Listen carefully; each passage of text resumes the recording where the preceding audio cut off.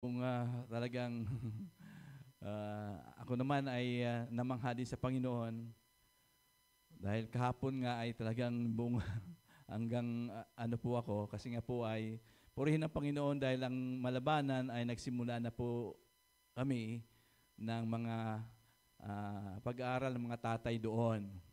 At salamat na alas 6 kami ng gabi ay nagsimula kami kahapon at lahat naman ay excited din yung mayroon kaming anim na dumalo kagabi doon sa Malabanan. At sabi ko nga, umpisa pa lang, ay excited naman sila na sa sunod uli. Sabi ko, praise God, na nasimulan ang gawain doon. At patuloy pa. Idalangin nyo rin na patuloy nga po, although yung mga, siyempre, yung mga nanay din doon ay ano rin na talagang excited sila na yung kanilang mga asawa ay kasi para po din na matuto yung mga kalalakihan doon. So purihin po ang Panginoon at yun po ay pasimula na yan po ay maganap din sa bawat area natin at higit sa lahat dito rin sa atin mayroon naman tayo din linggo at maganap rin po natin. Okay, so yan po ang dalangin natin para po patuloy natin ma-utilize yung mga tatay para po sa gawain ng Panginoon. Okay, so ngayon pong umaga ay atin pong pag-aralan. So, nung nakaraan, ano ba yung mensahe nung nakaraan? Shepherding the flock. Okay. So ngayon naman po ay tulad ng ating tema ay nasa a servant that God favored. So ang tatalakayin po natin ngayon, although ito ay medyo talagang ito ay makikita po natin paano ba yung mga naglilingkod sa Panginoon. Ano ba yung mga qualification nito bago maitalaga, bago bigyan ng mga assignment yan sa Panginoon, sa gawain ng Panginoon. Sige po, maaari po ba tayo tumayo at sabay po nating buksan ang ating mga Biblia. Saklat po yan ng 1 Timothy. Okay. Yan po ay chapter 3. At babasahin lang po natin kasi po isang po yan, from 1 to 13 po kasi yan. Okay, so maaaring babasahin muna natin ay mula sa 1 hanggang chapter 3, 1 Timothy chapter 3 verse 1 hanggang 8. Okay, ay 7 muna. Yan po ang natin. Sige, basahin po natin ng sabay-sabay para po natin maunawaan ano ba talaga ang sinasabi ng Biblia. So ngayon na po, sa totoo,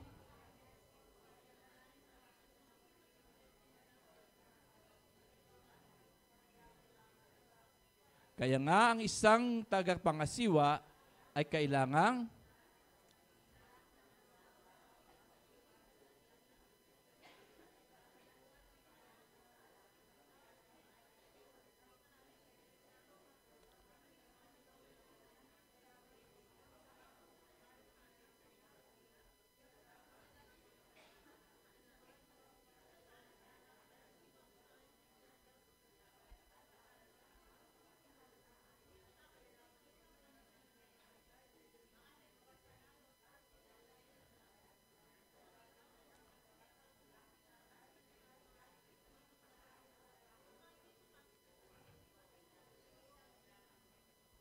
Amen.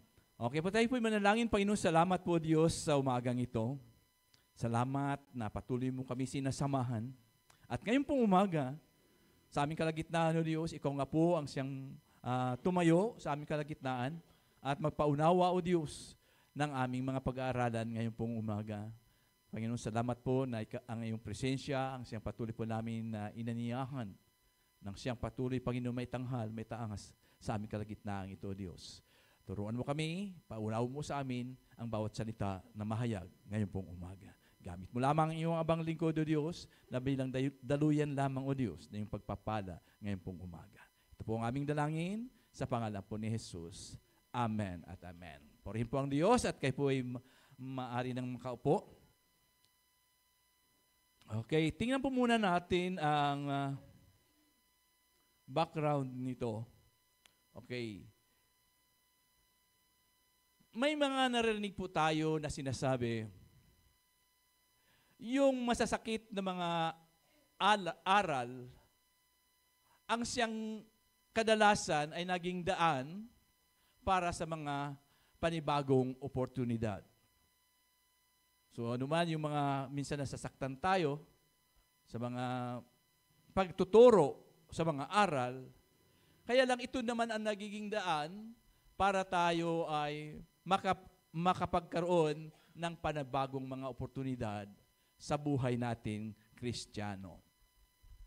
Kahit po si Apostol Pablo ay marami po siyang natutunan. Matapos po ng mga hindi magandang karanasan, no? Kasi po ang una po niya kasing nakasama ay si John Mark. No? Si John Mark, siya po yung author po ng Marcos, yung Gospel of Mark. No? Siya po yun. Yun yung binabanggit po ni Apostol Pablo na nakasama niya sa kanyang paglilingkod sa Panginoon. Subalit ang nangyari nga po ay siguro dahil nga po si Marcos po talagang may kaya sa buhay po ito. No? Kaya yung Gethsemane, sa kanila po yun. Yung Garden of Gethsemane niya, kung saan si Jesus Christ ay palagi nandoon, ay ang nagmamayari po, ito po sila ni Marcos, ang kanyang magulang. Okay, so kabataan noon si Marcos, nung panahong iyon, nung nakakasama, at siya po ay nakasama ni Pablo para sa gawain ng Panginoon. Ngunit ay nagkaroon po ito sa Book of Acts, ay mapansin po doon na bigla na lamang umuwi ito si John Mark, siguro, sabi nga na-homesick daw. No? Na-homesick. Si Marcos, kaya umuwi. Kaya nagkaroon ngayon ng diskusyon, kasi nung panibago nilang lakbayin ay, sabi ni Barnabas kasi, na isama uli si Marcos. Pero sabi ni Pablo ay hindi na niya isasama. Kasi nga po ay sa kalagitnaan ng kailangan, biglang umuwi ito si Marcos at yung bang na hindi pinahalagahan yung kanilang misyon. Yun po ang nangyari. Pero nakita mo naman po natin na siya ay naging author ng Book of Mark, si Marcos. So, nagkaroon sila ng nila Barnabas na maghati. Wala. So, isa sa mga nakita ni Apostol Pablo ay si Timoteo. So, na-recruit ni Pablo si Timoteo na isang masigasig na kabataan na naging assistant niya ni Apostol Pablo. Okay. So, si Pablo po ay, sa totoo lang, dahil nga po ang background po ni Apostol Pablo ay siya po siyang Parisiyo. Siya po yung mahigpit na nagtuturo kasi nga po patungkol po sa kautusan. So talaga pong stricto po ito. No? Kaya medyo nung una ay hindi po marami ang hindi anong tawag doon? Nakaano sa kay Apostol Pablo. So, ito ngayon si Timoteo ay nano po natin na talagang matyaga. Ito ay sabi nga, maaring magkaroon din uli ng magiging problema si Pablo kay Timoteo. Pero ang nakita doon ni Apostol Pablo, yung kasigasigan nitong kabataang si Timoteo. Kaya po ay binigyan siya ng pagkakataon, ginamit siya ng Panginoon si Timoteo na maging assistant po ni Pablo. Kaya maganda rin naman, sabi ko na ang magiging Timothy ay medyo bata-bata. Kasi nga po ay, yun po ang makita po natin. Okay. So, sa panahong ito ay maaring ito si Apostol Pablo nakapag-adjust na rin. No? Paano niya pakitunguhan? Kasi nga po ay natuto siya doon sa mga sinasabi ni Barnabas sa kanya kung paano makikitungo. Kasi siyempre si Apostol Pablo ay nakita mo naman natin na hindi naman siya kasama doon sa apostoles ni Jesus. Ano po? So nung tinawag nila siya ng Panginoon, di ba? Nung na-encounter niya ang Panginoon doon sa daan ng Damascus, doon pa niya nakakilala at doon nagsimula yung kanyang ministeryo. So ibig po sabihin, nandun pa rin talaga yung kanyang pagiging stricto, pagiging doon sa batas. Kasi nga siya yung ginamit ng Sanhedrin na siya po yung maghahabol para doon sa mga Kristiyano. Diba? Siya yung ginamit doon at siya pa yung kasama doon sa, kung naalala nyo, yung yung sa isang manggagawa ng Panginoon, siya pa yung nag-approve para batuhin si Esteban. No? Siya pa yung nag-approve para batuhin, mamatay si Esteban. Kaya sabi niya siya isang mamamatay tao sabi ni Apostol Pablo. Okay, so praise God na ginamit siya ng Panginoon, si Apostol Pablo, at ito nga po ay si Timoteo, na pangalawang niya na mini-mentor, ay kaya dumating doon sa punto na inari na niyang anak sa pananampalataya, itong si Timoteo. So, maaari po ito si Timoteo ay masasabi po natin, ito po si Timoteo ay naging Kristiyano matapos nung unang missionary visit po ni Pablo doon po sa Listra. O, sa lugar ng Listra, ito po matatagpuan po natin sa Gawa 16, verse 1 to 5. So, si Timoteo po ay mayroong solidong pagkakaalam sa makahudyong paraan patungkol sa Scripture. Kasi po siya ay natuto siya doon mula sa kanyang ina at sa kanyang lola na si Eunice. Okay. So sa pangalawang pagbisita po ni Apostol Pablo, ay si Timoteo po ay lumago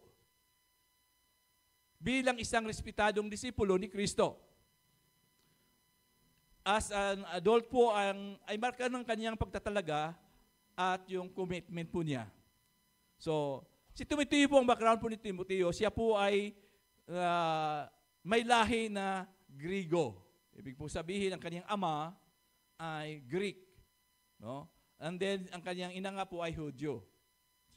Na maaring ito po ay maging dahilan na sila ay magkaproblema doon sa kanilang missionary journey. Kaya si Timoteo po ay pumayag na magpatuli alinsunod doon po sa tradisyon ng mga Hudyo. No. Kasi nga po, pag hindi ka Hudyo kasi ay yun, tawag sa kanya mga hindi tuli. mga doon. So ikaw ay nagpatuli, yon ay, ito po kasi yung tradisyon ng mga Hudyo na dapat, pag ikaw ay isang Hudyo, ay kailangan kang magpatuli. Yung palatandaan nila. Okay. So, maliban po sa tensyon ng pagiging mix na lahi ni Timoteo, ay mayroon po siyang struggle din kasi po si Timoteo po ay mahiyain. Mahiyain siya at ang kanyang pagiging kabataan. Isa po kasi yung hindrances doon kasi with regards po kasi doon sa Israel po kasi, kung natandaan mo si Jesus Christ, nagsimula siya ay ng ministeryo ay 30 years old. Kasi nga po, yun po yung edad ng maturity sa Hudyo. Eh si Timoteo, wala pa namang ganon. Kaya naging hadlang din po yan kasi siyempre yung mga matatanda, hindi yung edad. Ibig sabihin, mga matatanda na sa iglesia ay talagang ida-down ka kasi ikaw ay kabataan. Yun po ang nagiging hadlang dito po sa ganitong sitwasyon. Mahihain pa at yung kanyang pagiging kabataan. So, sa kabila po ng mga sinasabi ng marami patungkol po kay Timoteo, ang nakita po ni Pablo dito ay yung potensyal ni Timoteo. No? Na bilang isang manggagawa.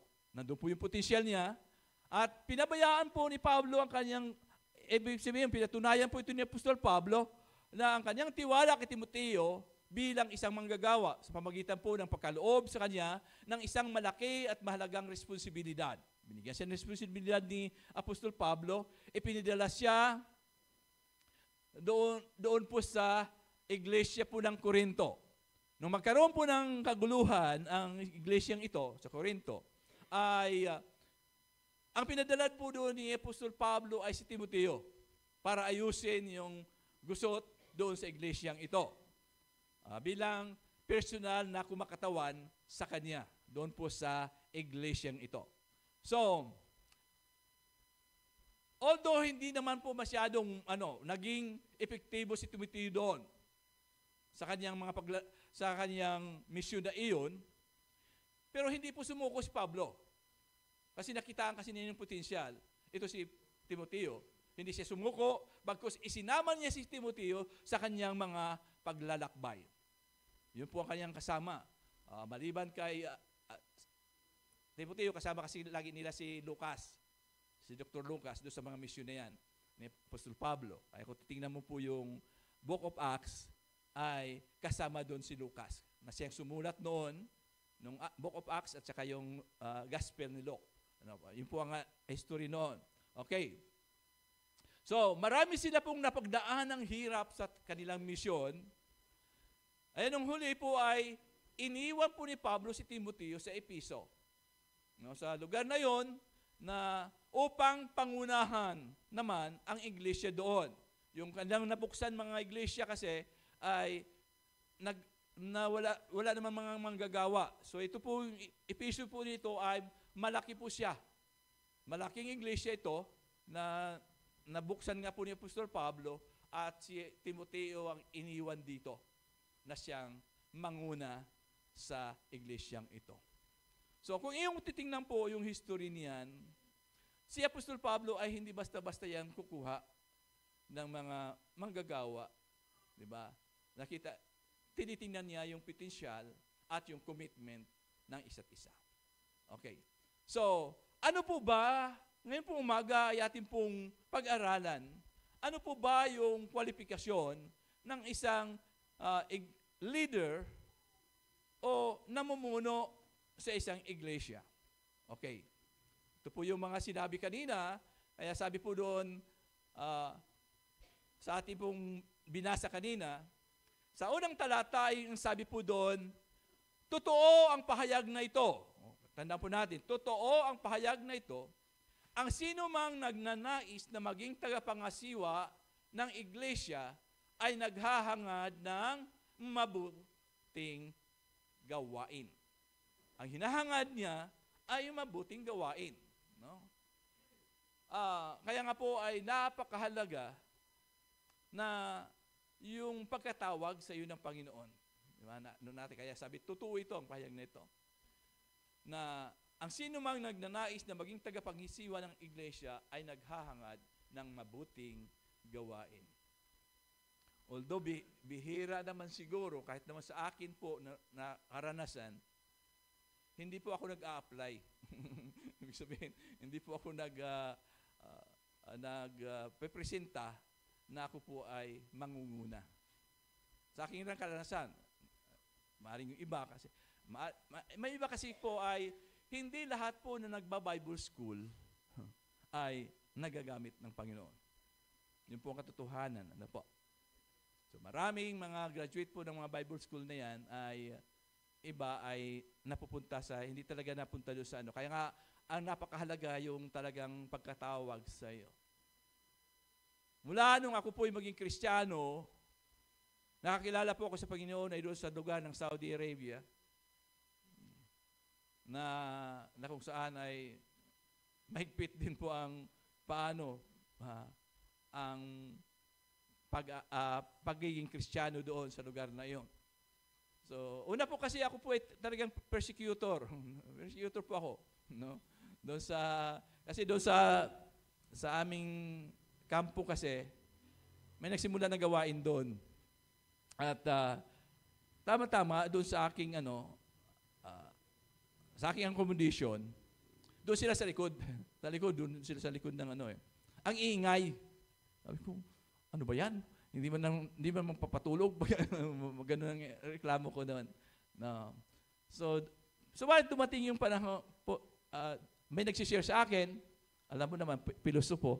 No? Kaya lagi kong lagi kong binabara yung kanilang mga ano. At dumating sa punto na mayroon kasi akong Bible na maliit. Kasi sabi ko, bakit ang galing nila? Ang galing nila yung mga sinishare nila. So sabi ko, okay, gagawin ko, babasahin ko ito, memorizing ko ito.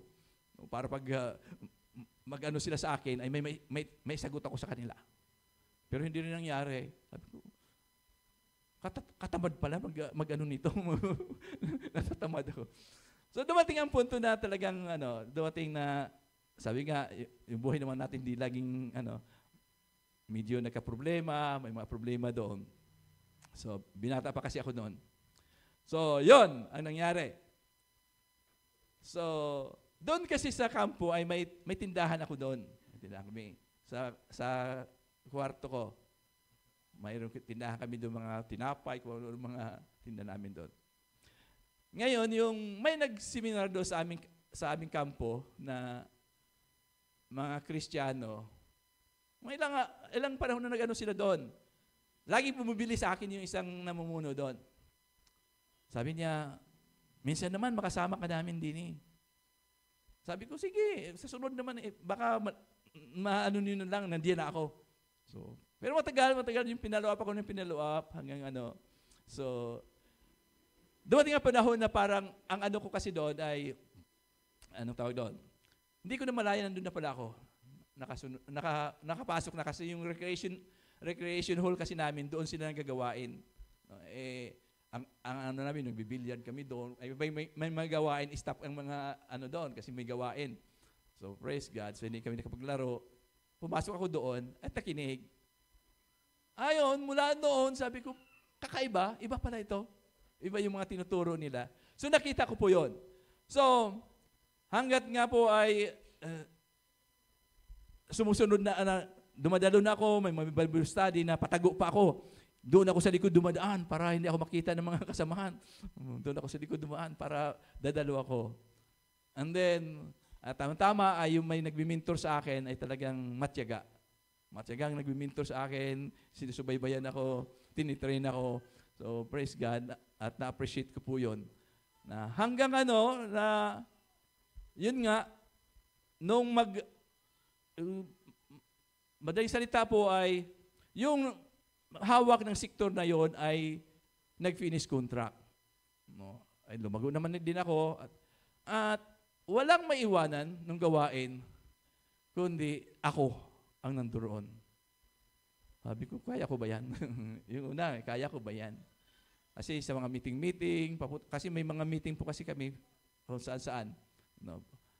Na patago din yung mga meeting namin doon. So praise God, napangunahan ko po yun. At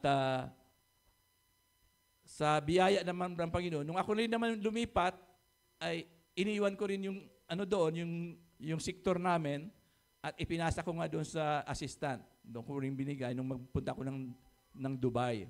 Lumipat ako ng Dubai. Pagdating po doon sa Dubai naman ay, although may contact na ako, doon sa tinirhan namin ay mayroong dumadalo sila sa isang gawain doon.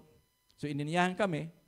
Kaya lang unang dalo ko doon, sabi ko, bakit itong ganito ang kanilang pagkatapos ng gawain ay nag-uusukan. Nagsigarilyo. Tapos, mayroon silang gawain ng gabi, inimbitahan kami.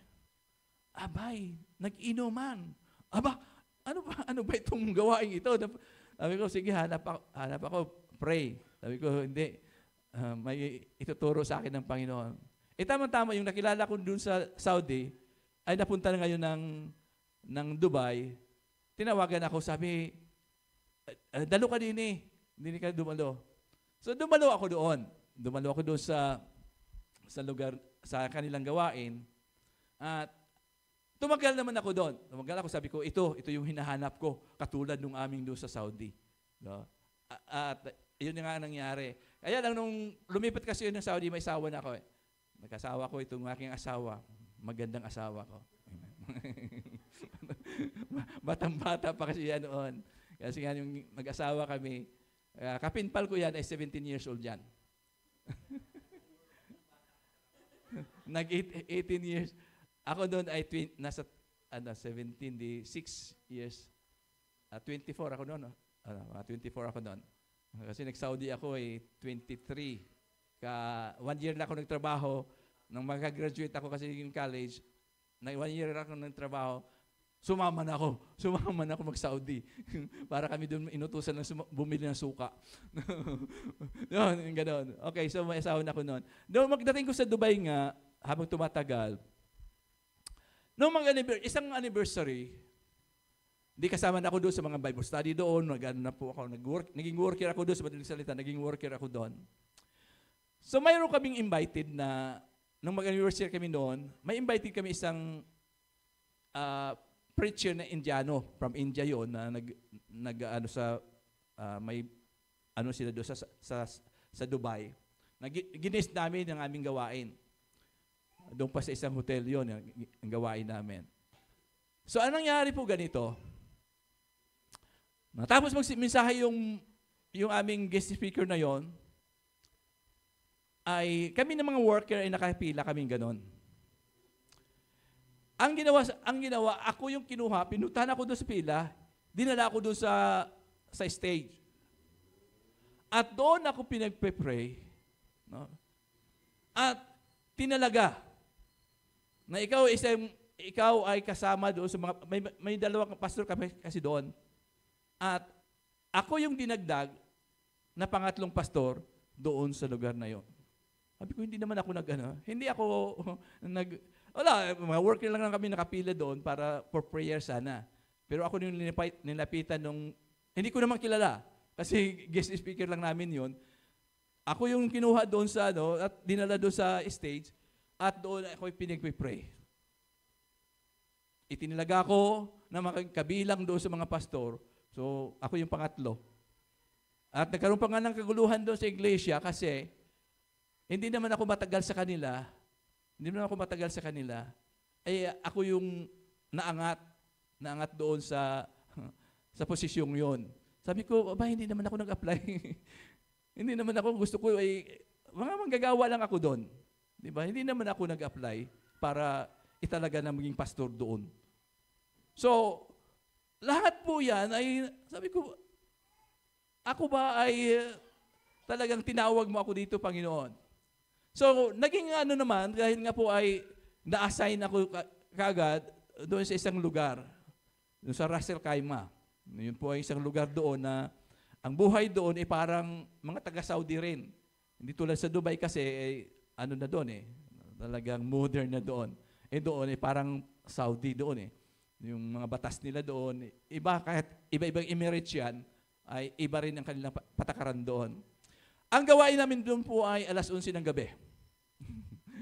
Alas 11 ng gabi, kasi yung aming mga dumadalo, yung aming mga hinahayuan doon ay mga nagtatrabaho hanggang alas 10 ng gabi. So, naging tiyaga lang doon at hanggat na nagkaroon kami ng Sunday worship Friday kasi doon. Friday worship po ng umaga. Nagkaroon kami ng ganon. So, praise God na pinangunuhan kami doon. At lumago yung gawain doon sa lugar na iyon. Hanggat nga nung bago ako umalis naman, nag-finish contract ako doon, ay nagkaroon ng hati. Nagkahati daw. Yung church, ano nangyari nung mga na yon. So, hindi ko nga talaga na ako yung magpapastor. Hanggat dito po sa pagdating dito, nasa Pilipinas. Kasi nung huli naman ay ako po ay nag-aaral na rin doon sa Maine. Nag-aaral ka na rin ako sa gabi. Nandun ako habang ako nagtatrabaho. So, yun ang Dumating ang punto na sabi ko nga sa asawa ko, naka-4 na taon ako nagtrabaho sa lokal, ay isang araw, Sabado ay nandun pa ako Sabado, nandun pa ako, nagtrabaho pa ako. Trabaho pa ako doon sa may Alabang ang pinakahuli kong trabaho kasi. At nung pumasok ako ng Lunes, ang sabi sa akin, wala ka ng trabaho. Bakit? Sabi ko, bakit? Bakit wala na akong trabaho? So, wala na. Di sabi ko, punta ko sa opisina, ano mong dahilan? Bakit wala na akong trabaho? Wala silang may bigyan ng dahilan. Hindi ko alam anong dahilan. Sabi ko, illegal itong ginagawa ninyo. Pero sabi ko, nung mag-pray ako, sabi ko, ipaglalaban ko ba ito? No? Kasi bala akong magpunta ng labor. Kasi, na pumunta ako ng labor, magreklamo ako, wala namang reklamo, wala namang binigay sa akin, bakit sinabi sa akin, wala na akong trabaho. So, wala, ginawa ko noon ay ligpit yung mga gamit ko, sabi ko, sige, uwi ako. Then, nag-report ako doon sa office namin, sabi ko, kung anong dahilan, wala nga dahilan. Ay, sabi ko, sige, uwi. Sabi ko sa Istalma, wala na akong trabaho. Umuwi na ako dito sa Batangas. Yun po ang nangyari noon. So habang kami nandito kasi, ay doon sa Tinoric, may gawain doon eh. So, wala silang may papadala doon na manggagawa. Ako ang dinala doon.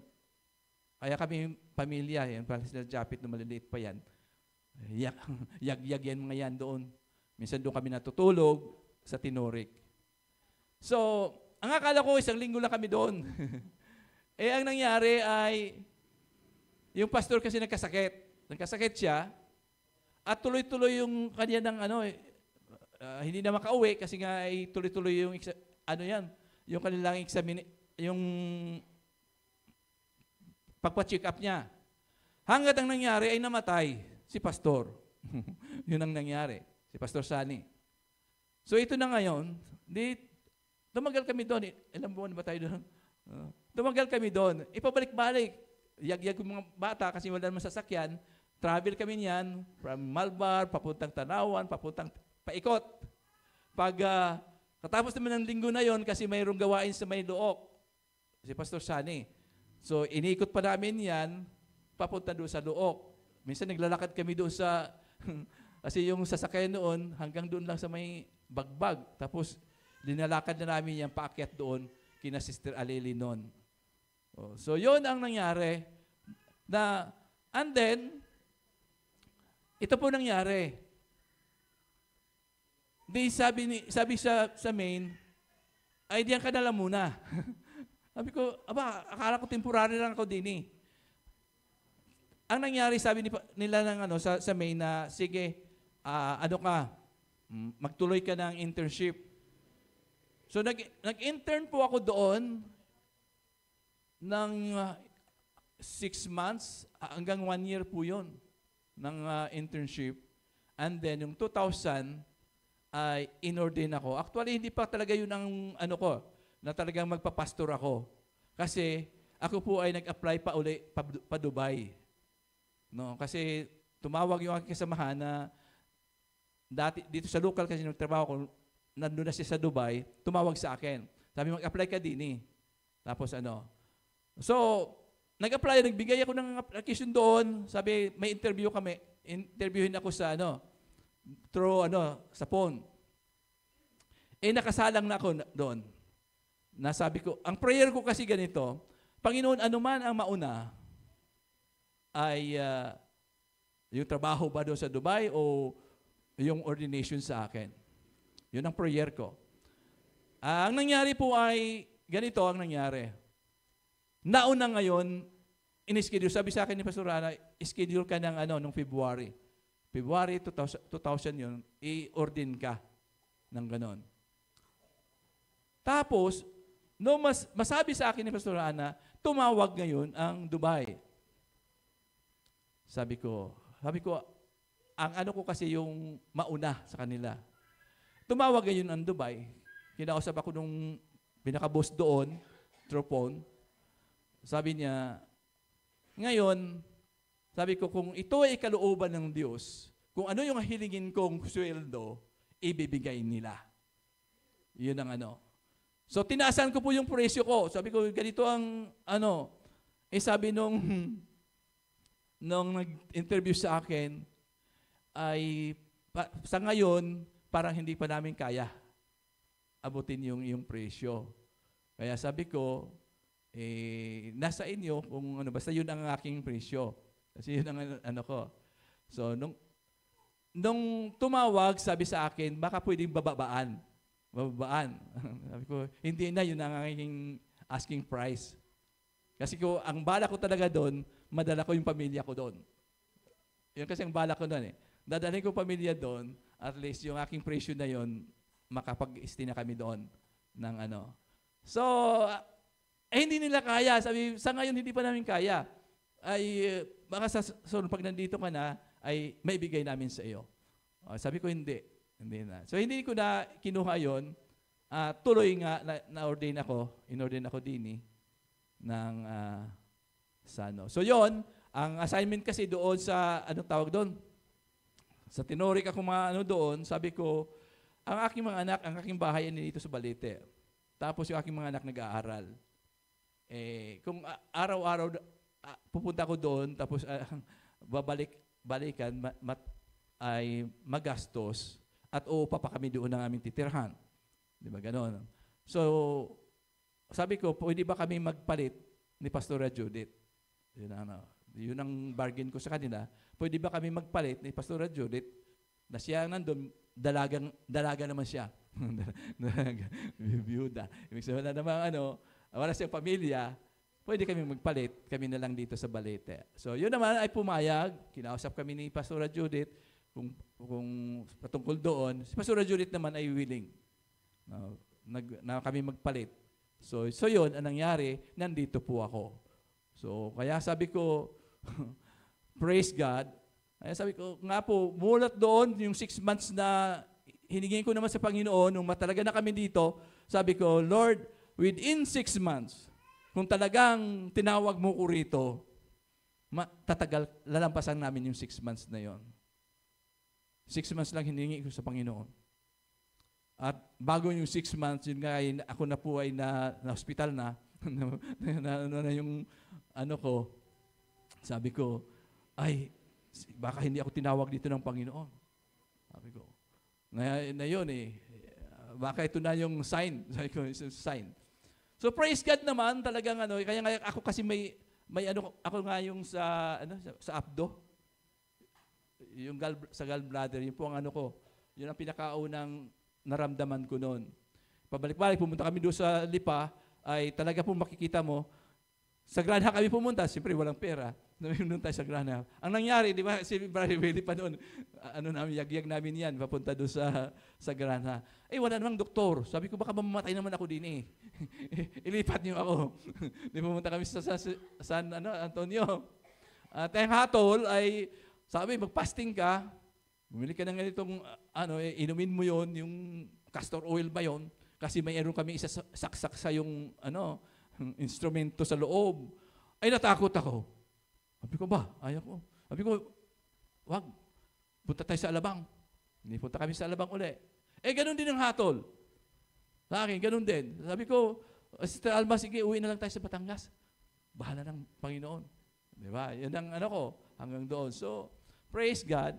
Mula noon naman hanggang ngayon, although dumaan kami sa yung sa herbal, nag-herbal kami noon, ay hanapan namin doon sa Pasay yung Epsom salt na yun. Sa buong Pasay, inikot pa namin yung halugad namin para makakita lang ng ganon. Kasi Chinese po kasi yun, medicine na sa amin. So praise God, uminom ako noon. So, purihin po ang Panginoon dahil hanggang ngayon, di ba, 2000, hanggang ngayon naman, 25 years, hindi na bumalik sa akin. Sabi ko, praise God, na nauna pa nga yung aking anak na operahan doon. Pero ako po ay buhay na pa totoo. Kaya sabi ko, Lord, lalampas lang yung 6 months na yon, ay patunay yun, Panginoon, na tinawag mo ako.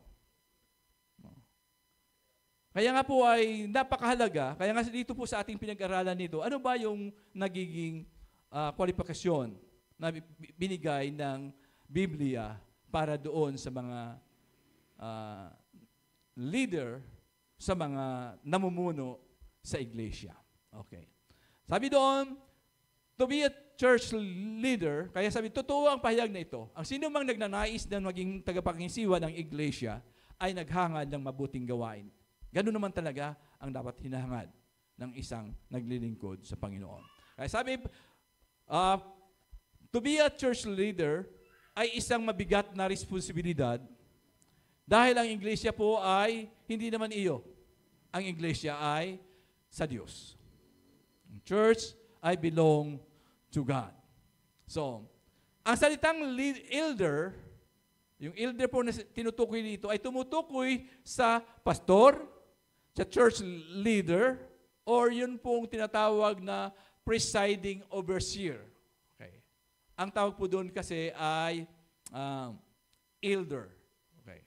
Maari siya po yung pastor doon sa iglesyang yon, o siya yung church leader, no? Or presiding overseer. Yung pinadala siya doon para i-oversee yung gawain doon. So yun po ang tawag sa kanila, elders. Okay. Mabuti po ang nagnanais na maging spiritual leader. Ngunit mataas po ang pamantayan dito. Napakataas ng pamantayan na sinabi ni Apostol Pablo. So binanggit po ni Pablo ang ilan sa mga kwalifikasyon ng mga pamunuan ng isang iglesia. Ang una po, ang isang church leader ay hindi pinili dahil maraming tagahanga, kundi sila ay pipiliin dahil sila ay may respeto sa katotohanan. Respect to the truth. Kapareho ng kanilang pinaniniwalaan at kung paano sila namumuhay. Paano ba yung pamumuhay niya? Okay. Kung ikaw po ay mayroon ng pinangunahan o nag-aspire kang maging leader someday, i-check po natin itong standard of excellence na binanggit po ni Apostol Pablo. Ang may mga great responsibility po ay kailangan na ma-meet din po o ma-meet po yung mga high expectations. Siyempre, yung mga tao, mga pinangunahan mo, ay may mga expectation po yan. No? Kaya nga po, ang dami ngayong mga iglesia na nauubos na po kasi. Sabi nga, ang mga pastor ngayon ay endangered species na. Maraming mga gawain ngayon na wala ng mga pastor.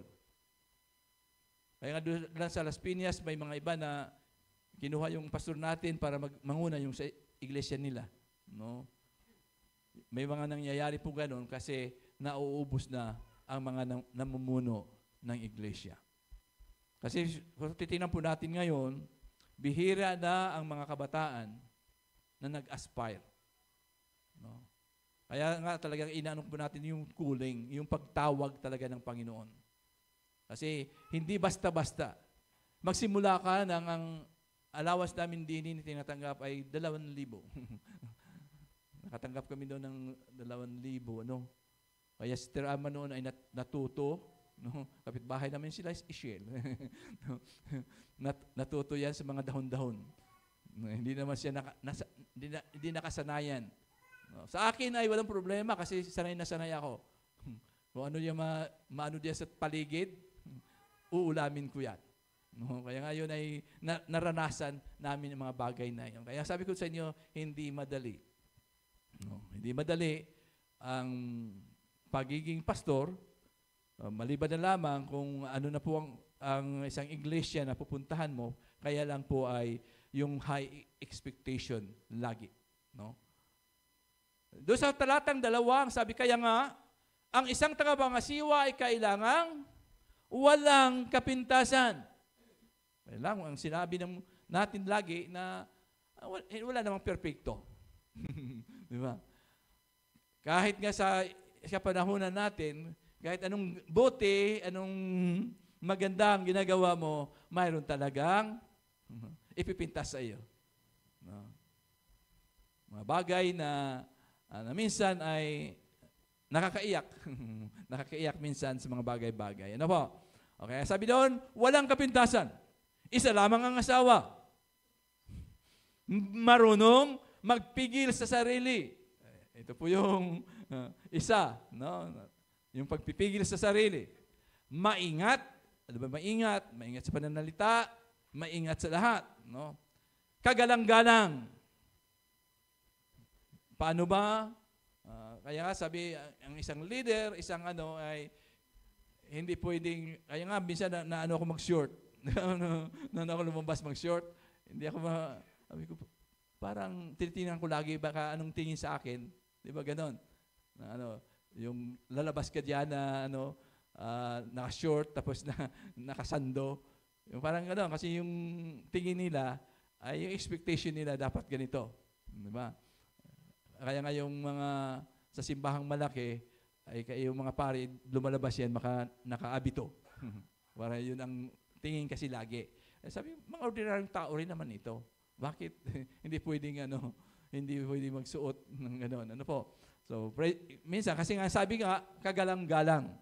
Kagalang-galang, bukas ang tahanan sa iba at may kakayahang magturo. So, yon. May kakayahan siyang magturo. Pag ikaw yung namumuna, siyempre, ang unang task na mayroon sa iyo ay paano turuan itong mga nasasakupan mo. Paano maturuan yung mga tupa. Okay. Sa talatang 3 ay sinabi, hindi siya lasinggo. Hindi pa suray-suray. Hindi marahas, kundi mahinahon. Hindi mahilig makipag-away at hindi maibigin sa salapi. Una, sabi doon, hindi lasinggo, hindi marahas. Ano ba ibig sabihin marahas? Sa pananalita. O ano bang ginagawa niya? Kung hindi mahinahon. Hindi mahilig makipag-away. No? May narinig po kasi ako, sabi niya, nako, kung hindi lang ako born again. Diba? May pagbabanta pa ba? Na gano'n? Pinatulan na kita. Diba? Hindi po dapat gano'n ang ano natin.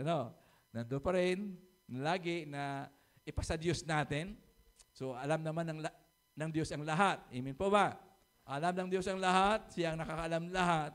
Kaya nga po ay, ano man yung binato sa iyo, ano mas binabato sa atin, ay although masakit, talagang masakit naman. Pero palampasin natin sa kung hindi naman totoo. Pero kung totoo naman ay pag-aralan lagi natin. Kaya laging yung mga negatibong sinabi sa iyo, lagi mong tanggapin yun, hindi para bumuelta ka, kung hindi tanggapin mo, baka ito ako. Diba? Baka ako ito.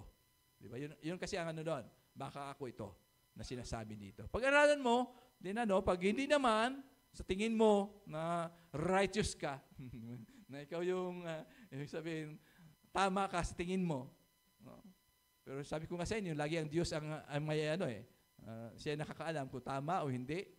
Yung mga sinasabi mo, yung buhay mo, yun po ang doon. Ang Diyos pa rin ang may alam doon. Okay.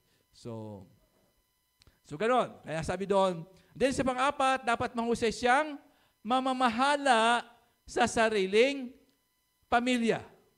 Yun ang pinaka doon. No? Iginagalang at sinusunod ng kaniyang mga anak.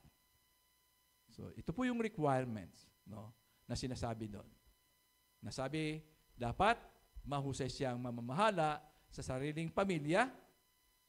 Then, yung isa ay iginagalang at sinusunod ng kaniyang mga anak.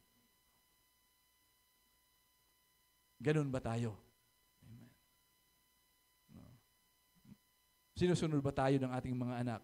Yun po ang doon. Kaya nga po yun po ang naging mahalaga doon. Kasi kaya nga dito sa sunod kasi po ay sinasabi, sapagkat paano siyang makapangasiwa ng maayos sa iglesia ng Diyos kung hindi niya maiayos ang sarili niyang pamilya. Pero lagi naman natin sinasabi, although the first, ministeryo ay ang ating pamilya. So lahat po tayo niyan. Kasi tayo, lalo na po kaya nga yung inaral ko kagabi sa mga tatay, tayo kasi yung pamunuan ng pamilya. Tayo yung pastol ng pamilya. Ang mga kalalakihan. So dapat tayo din, kasi kaya nga po ito pong aral na ito ay hindi lamang doon sa iglesia mayroon tayo, kung hindi pati po sa ating sambayanan. na kanya-kanya rin tayo may pinamumunuan sa ating sambayanan. Kaya napakahalaga na sa atin bilang pamilya ay makitaan din tayo kung paano natin napapangunahan ang ating pamilya. Opo. Kasi yun po ang sinasabi. Ang kasunod po ay sinasabi kailangan siya ay matagal ng mananampalataya. So, tingnan po natin naman na hindi lamang matagal sa pananampalataya. Bakit mayroong ilan na kaya may tinatawing, bakit may nauna? Ay nauhuli? May nahuli, nauna. So, dito po, hindi po ito matagal. Matagal na mananampalataya, nakita mo naman kung paano siya lumago. Paano siya ay, kaya nga, iniaangat yan. Ibig sabihin natin. Kasi nga po ay, depende doon. Kasi maraming matagal na hanggang ngayon ay bata pa rin. Amen po ba? Wala dito yun. Ano po? Wala dito yun. Isip bata lang siguro. Asal bata o isip bata? Asal bata. Ibig po sabihin, makikitaan tayo doon. Hindi lamang doon sa matagal ng mananampalataya. Mananampalataya kasi ito eh. Kasi minsan may iba na ang tagal-tagal na sa iglesia, kailan lang na born again. Kasi mayroong siyempre yung pamilya, lalo sa mga anak, pamilya ay dumadalo din ay siyempre, dadalo na rin ako. Nakikidalo. Di ba? Ibig sabihin, may mga ganon na hindi naman talaga sa puso nila, hindi naman talaga tunay. Yung pagiging Kristiyano nila. No? Yung tinanggap nila, hindi talaga nagmamanipisto kaagad sa buhay nila.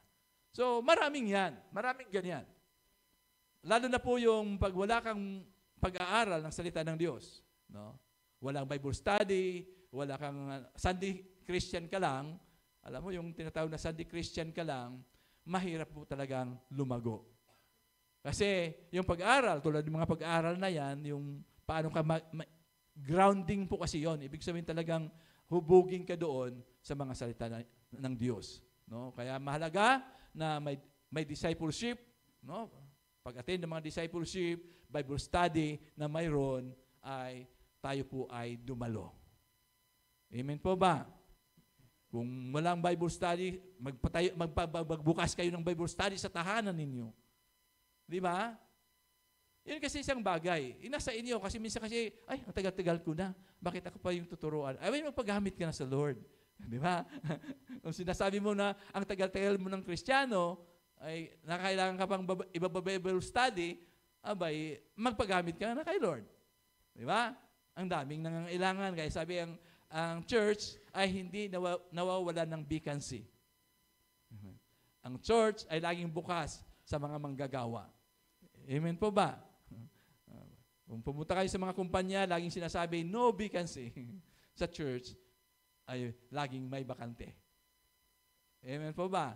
So, tanaw po natin yan.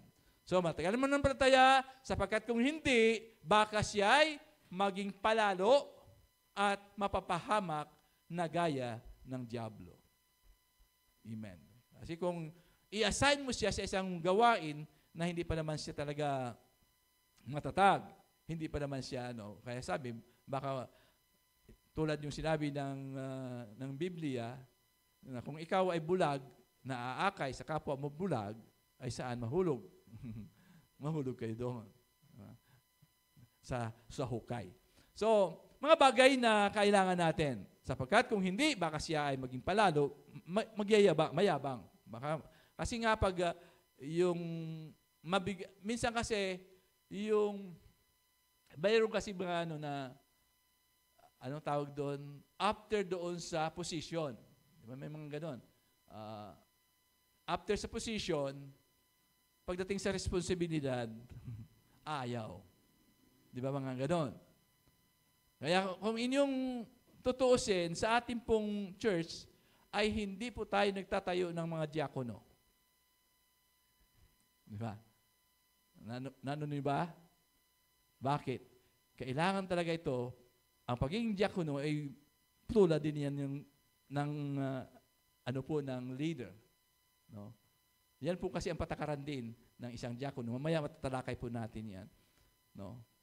Kung ano yung mga responsibilidad, commitment ng isang diakono sa iglesia. Okay, so sa kailangan dito, matagal naman muna pala tayo. Pang-pito po ay sabi, bukod dito, kailangan siya may mabuting patotoo sa paningin ng mga hindi sumampalataya upang di siya mapintasan at hindi mahulog sa bitag ng diablo. Now, pag-iaralan po natin ito. Kasi, lagi sinasabi natin na yun ang mga dahilan natin. So, tingnan po natin. Naging patutuo ba tayo? No? Tayo ba ay nakikitaan sa ating paligid? Alam mo yung nung matira po kami din sa sa Balete.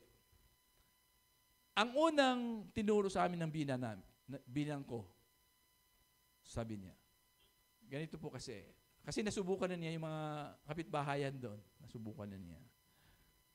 Pag yan po ay lalapit sa iyo, hindi mo man maibigay yung hinihiling nila. Magbigay ka kung ano yung makakayanan mo. Kasi marami yan uutang sa iyo. Maraming utang sa iyo doon. Di ba? Kaya lang sabi, para hindi sumama ang loob ng mga yan, ang sabi ng binang ko, ay kung anong paglapit sa kanila nila sa iyo, ay hindi mo man maibigay sa kanila yung At wag mo nang i-expect yan. Di ba? Yung pag nabigay mo, yung hindi mo na ba, may balik sa iyo yan. No? Kung may balik, praise the Lord. Kung hindi man, ibig sabihin, yung hindi masakit sa loob mo. Yun kasi ang tinuro sa amin diyan sa lugar na yan. So, praise God. Praise God naman po ay, although siguro, marami, wala naman talagang na hindi lahat naman yan, nandiyan naman si Helen, kung paano kami nag-door to door dyan, kami dyan sa kanila. Then, dumating ang pandemic, ang aking asawa naman, namimigayan sila ng pandesal diyan. Iniikot yung So, isang bagay na hindi naman kasi talagang perfecto na magampanan talaga natin. Mayroon at mayroon talagang masasabi sa iyo. Mga maring sasabihin na ikaw ay pag dumaan ka, kaya kailangan kang yung nakangiti ka, paano kung ano ka talaga? No? Kaya, ako naman natututo ako sa gano'n na kahit hindi mo kakilala, ngitian mo yan, maliban lang siguro pag minsan may iniisip ka, di ba? May iniisip ka, talagang doon. So, may mga pagkakataon talaga gano'n. So, praise God naman siguro ay, kaya nga po, dahil kami ay nagtuturo din sa purpose noon, ay lahat, may mga bumabati kasi sa akin talaga na hindi ko na maalala dahil sa dami nila. Ilang barangay po yan, 13 barangays yan na iniikot ko, na hindi ko matandaan yung mga pangalan, at saka yung mukha minsan ay hindi mo matandaan. Sila yung nakakatanda sa'yo.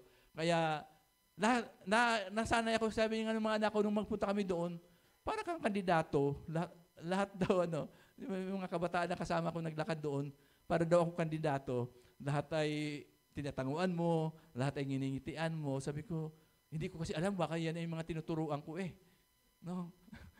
Yun ang inaano ko lagi. Baka yan ay yung mga tinuturuan ko, tapos sasabihin ng isnabero pala ako sa personal. Isnabero pala ako personal. No? Kaya nga, pag napunta ko ng barangay ngayon, pag napunta ko, sabi niya, sir, yung iba, sir pa ang tawag sa akin, sir, nandito ka. Sabi ko, nga pala, mga purpose pala itong mga naanuhan ko, na naturuan ko, na matagal na, ay naalala nila lagi. Naalala pa rin ako. So, praise God, na although, hindi naman talaga lahat, no? Kaya sabi, siguro sa paligid, isnabero daw ako, no? Di ba? Yun po ang mga, pero sa ko naman, sabi ko, sino ba yung hindi ko nginitian din, no? na mga taong nandito na nadadaanan ko. Sabi ko, lahat naman yan eh. No? Kahit sabi ko nga, kahit nga doon sa samahan namin mga matatanda. No? Naman siya mga samahan ko. Sabi ko kasi sa kanila, aba, magre-resign na ako. Huwag muna. Yun, pilit-pilit nila na wag muna daw ako mag-resign. Sabi ko, hindi. Pag natapos ko lang itong aalis na ako din eh. Diba? Sabi ng isang, hindi, lalakarin natin. Aba, sabi ko, hindi na. So, mayroon pa naman. Sabi ko, mayroon pa naman. Gusto ako. Mayroon pa naman. Kahit na yung, tawag doon, may umaagin sa akin, ngayon ay hindi na. No, nag-ano na sa akin kasi naunawaan na nila. Minsan naging stricto din ako. Kasi siyempre, pag hindi ka naman stricto, kaya sabi naman ng ibang kasamahan, ang bait-bait mo kasi. Yung sabi naman ng ang bait-bait mo kasi, kaya ito yung mga iba ay ayaw daw sumunod. Sabi ko, hindi. Talagang pinipersonal ko yan. Sinechat ko rin yan, mga na yan, pero hindi ko pinapahiya yan sa mga karamihan. Pero kinakausap ko rin yan sa chat, yung mga pag hindi sila sumunod, abay, mayroon na nga sinabihan doon na, abay, mag-resign ka na kung hindi mo kaya. Yun ang So, ibig mong sabihin ay, naman.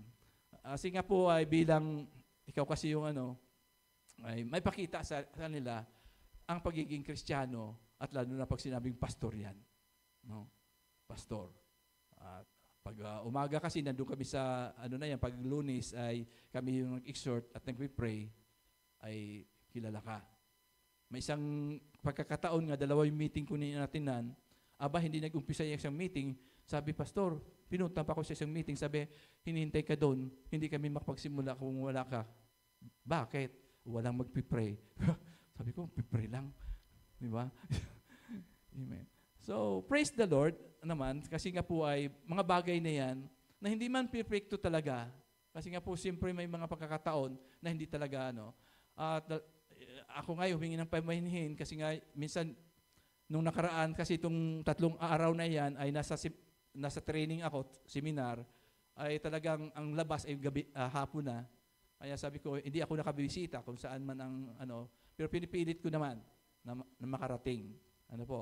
Kasi wala eh. May part ako din, may part ako doon, hinahati-hati.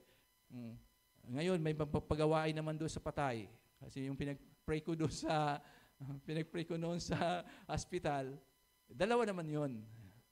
Yung isa, kasi cancer naman talaga, stage 4 na yun, ay magpapagawain. Kaya maaring mamayang gabi, pupunta ako doon kasi magpapagawain doon sa lugar nila. So, praise God. Tulungan nawa ako ng Panginoon. Ipag-pray niyo ko lagi na laging malakas. Iba na ang, sabi, nagkakaedad na. Iba na rin. So, kahapon nga parang trompo kami, ikot. So, praise the Lord. No, kalakasan ay galing talaga sa Diyos. Yun po. Kaya minsan yung hinahanapan ka, ay ang hirap talaga. No, gusto mo namang gawin, pero minsan yung talagang time, lalo na nag-uulan. Alam mo naman, wala namang kotse si pastor. No? Kaya nga, lagi, pagkagaaling ko diyan, naambunan ako. Kasi talagang pag naambunan ako, sigurado ako, nakahiga na yan. Pero hindi.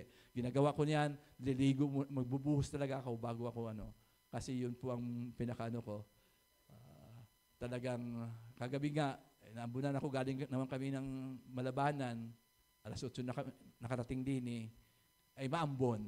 Ay sabi ko, bago ako maglinis-dinis sa church, ay nagbuhos muna ako. So, praise God. Dahil nga po ay isang bagay na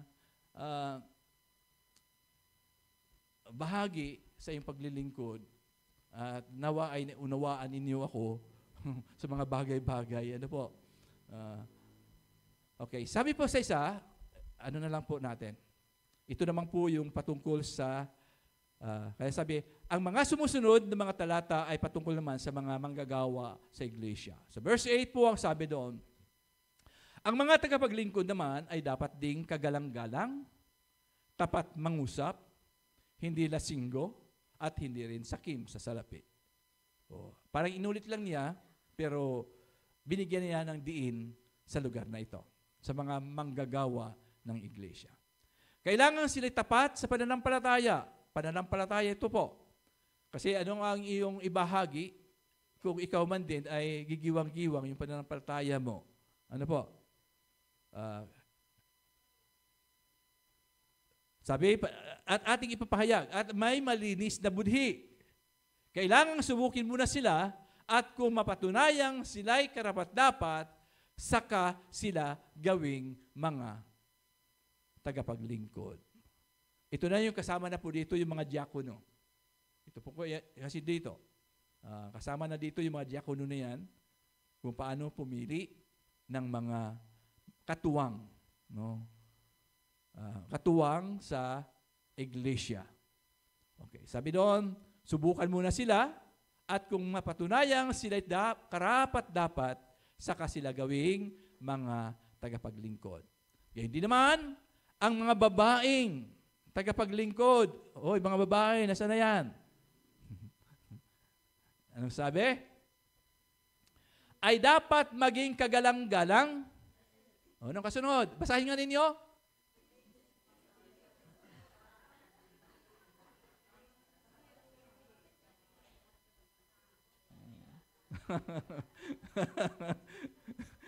Amen. Gayon din naman ang mga babaeng tagapaglingkod ay dapat maging kagalang-galang, hindi tsismusa, mapagtimpi, at matapat sa lahat ng mga bagay. Noong minsan nag-meeting kami mga tatay, ay kami po ay nagsisharing din naman ng aming mga damdamin. Ano po? Hindi na namin chichismis yun kasi hindi naman kami chismoso. Ano po? Amen. Amen po ba? Kasi nga po ay amin na lang yun. Kasi yun ay ano naman. Sabi ko, bahala, kayo magsabi sa inyong mga asawa kung ano po. Okay, so yun po. Basta salita naman ng Diyos yan, ay anuhin natin, i-apply natin sa buhay po natin. Bilang mga Kristiyano, tayo po yung mga rin sa ating tahanan at saan man tayo naroon, ay kasama po kasi tayo lahat dyan. No? Hindi lang yung pastor, hindi lang yung mga leader, kundi lahat tayo na mga mananampalataya. Ay sabi doon, kasi nga, kayo naman ay talagang mga manggagawa na ng Panginoon. Okay, mapagtimpi, amen, mayroon bang ganon? At matapat sa lahat ng mga bagay. Hindi ba nagtatago? Mayroong iniipit? Mayroon bang ganon? Praise God. Kaya sabi matapat sa lahat ng bagay. Ano pa? Kasunod. Ang mga tagapaglingkod sa iglesia ay dapat isa lamang ang asawa. Hello? Amen. Isa lang daw ang asawa. At maayos mga siwa sa kanilang mga anak at sambayanan. Okay, so lang kasi binigyan ng diin dito ni Apostol Pablo.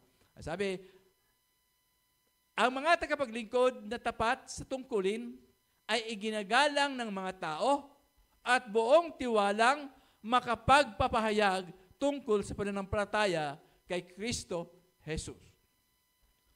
Kaya nga lamang sa atin po kasi personal ito, sa buhay natin mga mananampalataya, bawat isa sa atin, saan man tayo naroroon, tayo po kasi yung patutuo doon. Ano po? Huwag nating isisisi sa iba. No? Ibig sabihin, minsan ay sinasabi natin, kaya nawawala, no? O ayaw dumalo kasi ganito daw si pastor. Ganito. Tumukin na natin ako. No? Ibig sabihin. Now, kayo ay nandun. Kayo yung may impluensya sa lugar na iyon. Amen po ba? Kasi tayo po ay lahat ay manggagawa ng Panginoon. Manggagawa para sa Panginoon. So, kasi kung ano nyo lahat sa akin yan, ay praise the Lord, ano po, kayo nandoon. So, responsibilidad din ninyo. Kaya tatanungin din natin nating sarili, ako ba naging epektibo rin dito sa lugar namin? Mayroon na ba akong naakay na kaluluwa para sa Panginoon? Kasi yun eh. Doon makikita kasi na ikaw nga ay lumalago. Ikaw nga ay nagiging, ano matawag doon, epektibo, ehemplo, doon sa lugar na mayroon ka doon. Ano pa? Kasi lagi ko sinasabi, kaya yung ating hahayuan, kasi yung mga na-impluensyahan nyo na. Amen po ba? Kasi yun kasi yung madali. Pag na-impluensya mo na yan, kumari mo yan, kaibigan, close friend mo yan, ay pwede na hayuan yan. Kasi ikaw yung daan, maging tulay, para yung, halimbawa, team ng evangelism, pwede makarating doon sa pamagitan mo. Pagdating doon, kung halimbawa, nagbigay tayo ng ganito, mga pangangaral, tapos sasabihin naman nung iyong mabigyan, ba't yung kasister niyo, ka-brother niyo? Hindi mo ba? Di ba? Ano na kaagad? Ano na kaagad tayo? Tinulak na tayo palayo. Kasi, kayo mismo ay hindi naman naging halimbawa doon sa lugar na iyon. Amen po ba? Hello? Ano ba? Masakit ba? Ano lang po ito? Kasi nga po, yun ang katotohanan kasi. Katunayan. Bakit? Bakit hindi lumalago? Hindi lumano doon? Nasa atin din yan. Kasi kayo yung gagamitin ng Lord. Alam niyo ba yon? Na kayo rin ang gagamitin ng Panginoon para lalapit ito.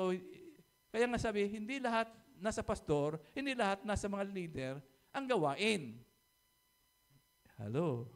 Amen po ba? Lahat tayo ay may responsibilidad para maakay itong mga taong na nasa ating impluensya.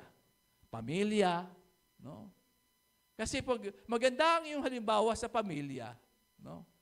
Bilang ikaw ay magulang, bilang ikaw ay ano man doon sa pamilya mo, ako po ay imposible po na hindi po madadala ang iyong mga anak. Amen po ba? Sa pananampalataya. Kaya nga lang, kung sa lugar na iyon kasi mismo, ay kayo doon ay hindi naman magkaunawaan kung saan tayo nandoon. Di ba? Paano nga ang mangyayari sa atin? Kasi malakas kasi impluensya mo doon sa mga ano doon. Kaya lagi kong sinasabi, kahit malait na bata yan, sama mo yan sa church. Kahit yan, tatakbo-takbo na yan. Di ba? Kasi matututo yan, masasana yan, na pabalik-balik dyan. Amen po ba? Ma-appreciate nila yon. Yun po ang tatandaan po natin. Kung tayo mismo, ang ano naman, yung mga bata, habang tinuturuan mo naman yan, nasa inyong mga magulang din yan. Kami kasi, yan naman, pag sinasabi namin yan, pag nandun tayo sa gawain, behave. Although, lumilikot, pero habang tinuturuan mo sila, habang lumalaki sila kasi, ay naging behave po yan. No? Ang mga bata na yan. Kaysa naman, hindi mo isasama. Di ba? Anong maririnig ng mga batang iyan? Mas, alam niyo po ba na yung mga batang ano din yan? Pag uwi ng bahay, mas may alam pa kaysa iyo. Tandaan niyo yan, maraming mga pagkakataong iyon, no? Na pagdating doon sa bahay, yung bata, kumakanta, nagpipuri. Ikaw, ano ba yung kanta na yun? Di ba? Yun, kasi naitatanim yan sa isip ng bata. No? Nasa atin, paano natin tuturuan yung mga bata, anak. Kasi kahit naman saan, kahit kami pumunta ng SM noon, masyal pa yung mga bata, lagi namin sinasabihan, na, pupunta lang tayo sa Jollibee, ha? No, huwag na kayo magtuturo. Di ba? May baon pa kaming kanin. May baon pa kaming kanin yan, ha? Di ba? Para lamang sila mapakain doon. Pero mayroong kami, kondisyon. Pupunta ka tayo doon, pero walang magtuturo. Walang Di ba? Kaya alam nila yon. Alam nila yan. No? Nila talaga kung paano. No? Mag-behave sa ganon. Para nasa atin din paano natin sila pinalaki, paano natin sila, huwag sabihin lagi na, iba na kasi mga bata ngayon. Ang katunayan, iba na rin ang mga magulang ngayon. Amen po ba? Ayun ang laging rason natin. Nasa atin, ipamulat. Sabi ko, may apo na kami. Sabi pag apo daw, talagang mga lulot lola, So, doon daw maibuhos yung sa mga apo. Alam mo, totoo yata. Totoo yata. Sabi ko, totoo yata kasi minsan, no? Maano mo talaga yung yung maalala mo, maano mo yung apo mo, talaga. So, praise God naman. So, purihin po ang Diyos sa mga bagay na ito. Nawa, hindi na natin tapusin lahat-lahat yan kasi napakahaba naman. Kasi yung pinaka-13 kasi nasabi, ang mga tagapaglingkod na tapat sa tungkulin ay iginigalang ng mga tao sa buong tiwalang mapapahayag tungkol sa pananampalataya kay Kristo Jesus. Ang lahat ng mga mananampalataya, kahit hindi naman nangarap na maging leader, ay kailangan na magsumikap na masunod ang mga guidelines na ito. Dahil ang mga ito ay naaayon sa sinasabi ng Biblia. So hindi lang yung mga leader, kundi tayo. Tayo man din na mga tagasunod o mga mananampalataya ay dapat, anuman yung mga nandoon, ay dapat may apply natin sa ating buhay. Amen po ba? Naunawaan ba natin ang mga bagay na ito? At least, na atin napag-aralan siya at bilang paalaala sa atin, makikita natin, ay ganito pala. Hindi na pala ako dapat chismusa. Ang akin ng chismis ay ang Panginoon. Amen? Yun po ang doon. Pero hindi naman dapat chismis Kasi ang chismis walang katotohanan Di ba? Hindi, ipapahayag natin, ikukwento natin. Yun naman. Ibibida natin. Walang iba kundi si Kristo, hindi tayo. No? Amen po ba? So yun, ang nais ng Panginoon, hindi lamang sa mga nang doon sa namumuno, kundi lahat tayo ay dapat ganito rin ang ating mga batayan, basihan bilang mga mananampalataya. Amen po ba? Tayo po'y manalangin. Panginoon, salamat po Diyos. Dahil kami po ay naniniwala na Ikaw lagi, Panginoon, ang nagtuturo sa amin, nagbibigay sa amin, Panginoon, ng kaunawaan, ng kapahayagan, kung paano nga po, Panginoon, na kami ay makalakad ng naaayon sa iyong kalooban, Panginoon. Lord, kami, Panginoon, ay mga ambasador. Mga ambasador mo kami, Panginoon, o ibig sabihin, Panginoon, na kami ay iyong katiwala, iyong, Panginoon, representative, Panginoon, para maabot itong mga taong ito. Kaya Lord, nawa sa buhay po namin ay patuloy kami makitaan ng buhay na kami nga po ay mananampalataya, buhay, Panginoon, na naglilingkod sa iyo, O Diyos.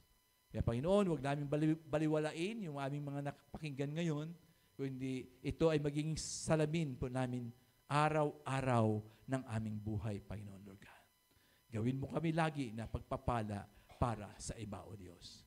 Lord, salamat po sa lahat ng ito. Patuloy mo kami samahan at pangunahan lagi, O Diyos, sa lahat ng sandali sa aming buhay. Salamat po. Ito po ang aming dalangin sa pangalan po ni Jesus. Amen.